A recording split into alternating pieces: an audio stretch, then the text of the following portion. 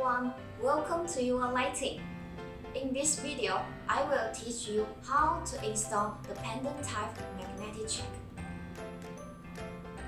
First of all, we use the self-tapping screw to fix this to the ceiling. And we can control the length.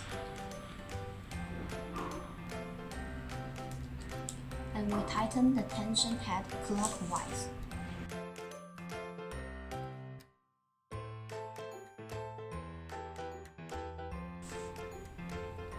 Then we insert the positioning screw into the shoot block.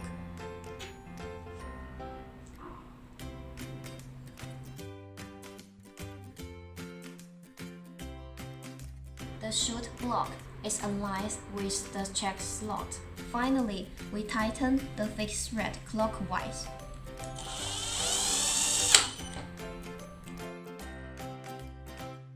Then, the installation of pendant type magnetic check is finished. Do you know how to install the pendant type magnetic check? If you still don't understand, feel free to contact me. See you!